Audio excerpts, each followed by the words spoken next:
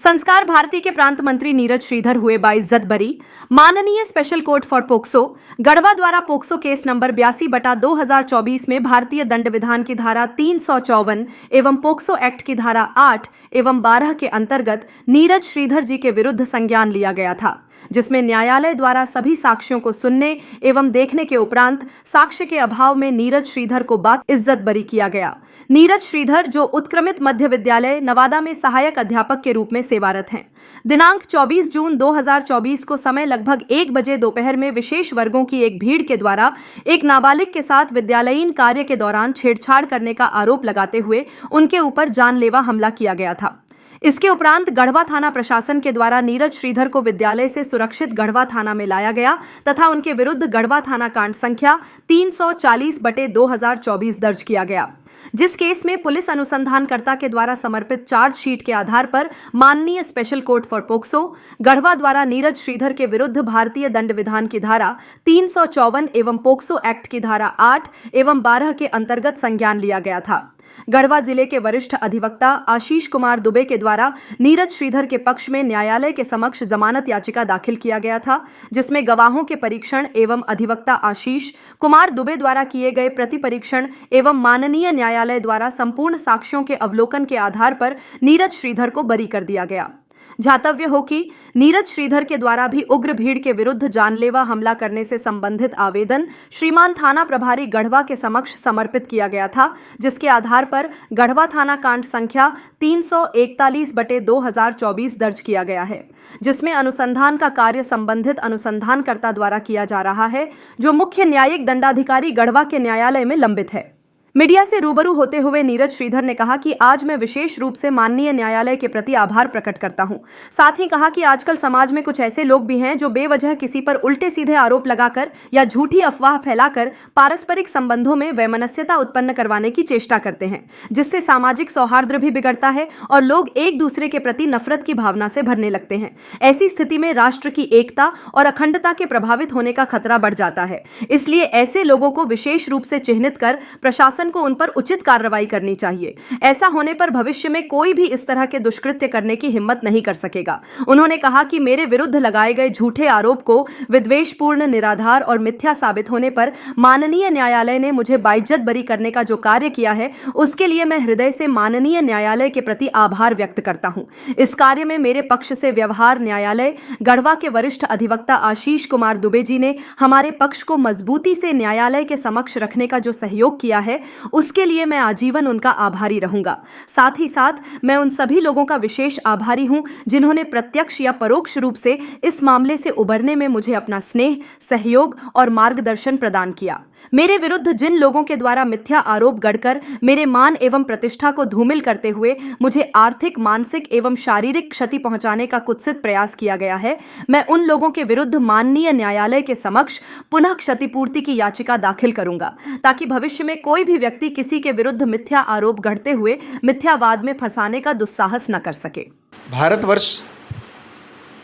एकता और अखंडता का एकमात्र ऐसा राष्ट्र है जहाँ सभी धर्मों के लोग परस्पर सौहार्द के साथ मिलजुल करके रहते हैं और एक दूसरे के सुख दुख में सहभागी बनते हैं,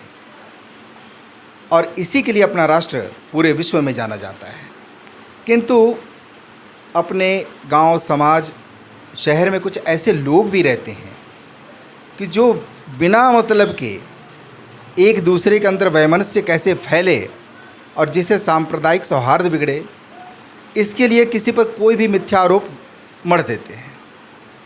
और फिर ऐसा एक मोमेंट बनाते हैं या कह लें कि ऐसा परिवेश तैयार कर देते हैं कि कभी कभी तो कुछ संप्रदाय आपस में कट मरने के लिए तैयार होने की स्थिति भी आ जाती है, जिससे नुकसान सिर्फ मानवता और राष्ट्रीयता को हो सकता है। ऐसे ही मिथ्या आरोप मेरे विरुद्ध भी गढ़े गए थे, लगाए गए थे, जिससे मैं शारीरिक, मानसिक और आर्थिक परेशानियों का सामना करता रहा। लेकिन मुझे न्यायालय पर, न्याय प्रक्रिया पर पूर्ण विश्वास था, इसलिए मैंने धैर्य के साथ प्रतीक्षा की और उचित समय आने पर माननीय न्यायालय ने जो निर्णय दिया, उसमें यही साबित हुआ कि मेरे ऊपर जो आरोप लगाए गए थे, यानी मेरे विरुद्ध जो आरोप गढ़े गए थे, वो मनगढ़ंत थे, निराधार थे, बेबुनियाद थे और इसे अदालत में साबित भी किया गया। और मेरे तरफ से जो गढ़वा व्यवहार न्यायालय के वरिष्ठ अधिवक्ता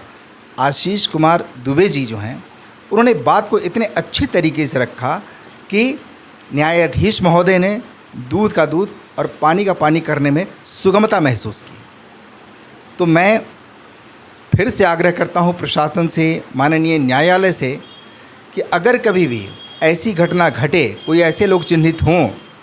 तो उन्हें चिन्हित करके उनके विरुद्ध उचित और त्वरित कार्रवाई की जाए, ताकि आपसी सौहार्द न बिगड़े, सब मिलजुल कर रहने की जो प्रवृत्ति भारत की है वो कायम रह सके। और मैं भी कि जिस तरह की मैं मानसिक, आर्थिक और शारीरिक परेशानियों को उठा चुका हूँ, तो जो वास्तविक रूप से दोषी हैं उनके विरुद्ध मैं फिर से न्यायालय की शरण में जाऊंगा और न्यायालय से मैं ये विनती करूंगा कि जो वास्तव में दोषी हैं उनके ऊपर उचित कार्रवाई की जाए, जिससे कि मानवता और भारतीयता दोनों अखंडित रह सके, कायम रह सके। चूँकि मैं एक संस्कृति कर्मी हूँ, कला एवं साहित्य की अखिल भारतीय संस्था संस्कार भारती के प्रदेश का दायित्व है मेरे ऊपर। ऐसी दशा में मैं यह आग्रह करूंगा कि अपनी भारतीय सभ्यता और संस्कृति जो सबको लेकर के चलने वाली है, सर्वजन हिताय सर्वजन सुखाय की भावना से उत्प्रोत जो हम लोग कार्य करते हैं, उसमें सभी सहभागी बने और सभी लोग मिलजुल करके आगे बढ़ें, ताकि अपने राष्ट्र का नाम, अपने राष्ट्र की गरिमा निरंतर बढ़ती रहे। आज दिनांक 12 सितंबर 2025 को special court for POCSO Garhwa के द्वारा श्री नीरज श्रीधर जी, जो संस्कार भारती के प्रदेश मंत्री के दायित्व का निर्वहन कर रहे हैं, उन्हें बाइज्जत बरी कर दिया गया, उन्हें दोष मुक्त साबित किया गया।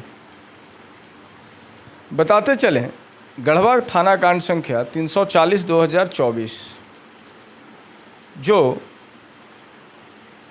आईपीसी के धारा 354 एवं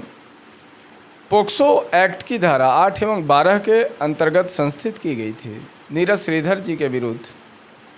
उसी में नीरज श्रीधर के विरुद्ध स्पेशल कोर्ट फॉर पोक्सो के द्वारा संज्ञान लिया गया था, जिसके बाद वह स्पेशल कोर्ट फॉर पोक्सो के न्यायालय का पोक्सो केस नंबर 82/2024 संस्थित हुआ था। सभी गवाहों का बयान लिए जाने के उपरांत न्यायालय ने पाया कि इनके विरुद्ध लगाए गए सारे आरोप बेबुनियाद थे एवं मिथ्यापूर्ण मनगढ़ंत तथ्यों के आधार पर इन्हें फंसाया गया था। ऐसी स्थिति में नीरज श्रीधर जी को बाइज्जत बरी कर दिया गया। मैं बताते चलूं, इनके विरुद्ध जिस लड़की के द्वारा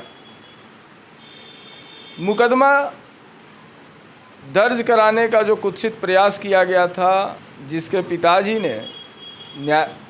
न्यायालय के समक्ष गवाही दिया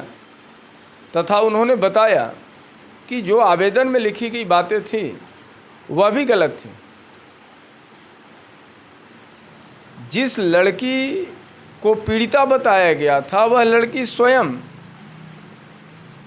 पलामू जिले के पांकी थाना अंतर्गत तेतरई गांव के मदरसे मुदस्सिल से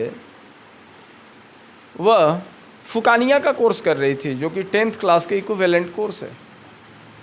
और उसी लड़की को यहाँ की 8वीं कक्षा की छात्रा, नवादा उत्क्रमित विद्यालय की 8वीं कक्षा का छात्रा बताते हुए इनके विरुद्ध मिथ्या आरोप गढ़ के इन्हें पोक्सो केस में फंसाया गया था। और पोक्सो केस में फंसाने के पीछे का एक कारण भी था, इनके ऊपर रेडिकल इस्लामिक मॉब के द्वारा जानलेवा हमला किया गया। गढ़वा सदर अस्पताल में इलाजरत थे और ऐसी स्थिति में इनके द्वारा इनके ऊपर हुए जानलेवा हमला से संबंधित गढ़वा थाना में आवेदन दिया गया था, जिसके आधार पर मॉब के बहुत सारे लोगों के विरुद्ध, जो कि अनुसंधान के क्रम में अभी तक सत्य प्रतीत होता है, जानलेवा हमला किया गया। और चूंकि